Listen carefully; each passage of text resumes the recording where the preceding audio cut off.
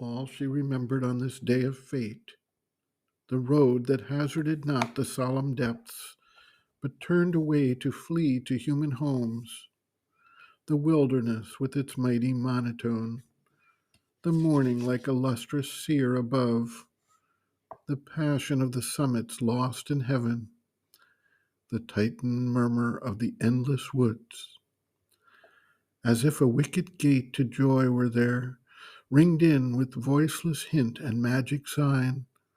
Upon the margin of an unknown world reclined the curve of a sun-held recess.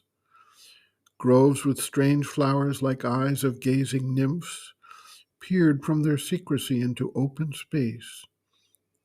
Boughs whispering to a constancy of light sheltered a dim and screened felicity, and slowly a supine inconstant breeze ran like a fleeting sigh of happiness over slumbrous grasses pranked with green and gold, hidden in the forest's bosom of loneliness.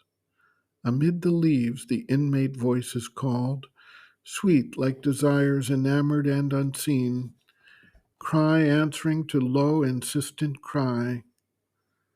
Behind slept emerald dumb remotenesses, haunt of a nature passionate, veiled, denied, to all but her own vision lost and wild. Earth in this beautiful refuge free from cares, murmured to the soul a song of strength and peace. Only one sign was there of a human tread, a single path, shot thin and arrow-like into this bosom of vast and secret life, pierced its enormous dream of solitude.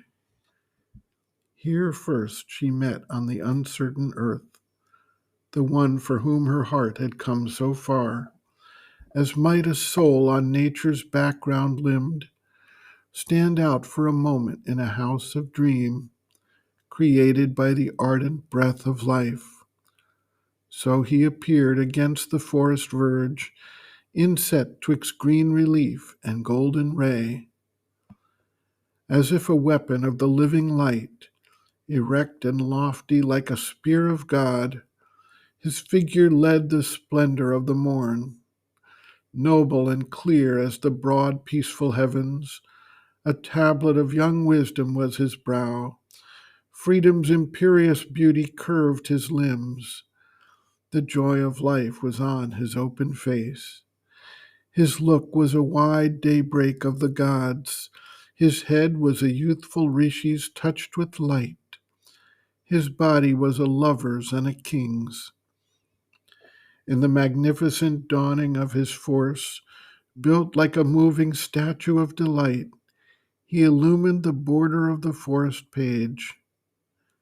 Out of the ignorant, eager toil of the years, abandoning man's loud drama, he had come, led by the wisdom of an adverse fate, to meet the ancient mother in her groves.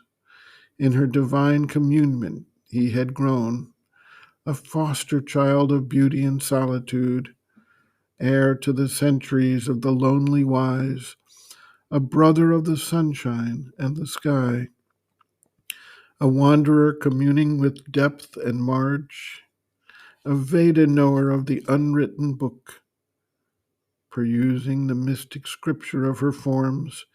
He had caught her hierophant significances, her sphered immense imaginations learned, taught by sublimities of stream and wood, and voices of the sun and star and flame, and chant of the magic singers on the boughs, and the dumb teaching of four-footed things. Helping with confident steps her slow great hands, he leaned to her influence like a flower to rain, and like the flower and tree in natural growth, widened with the touches of her shaping hours. The mastery free natures have was his, and their ascent to joy and spacious calm. One with the single spirit inhabiting all, he laid experience at the Godhead's feet, His mind was open to her infinite mind. His acts were rhythmic with her primal force. He had subdued his mortal thought to hers. That day, he had turned from his accustomed paths.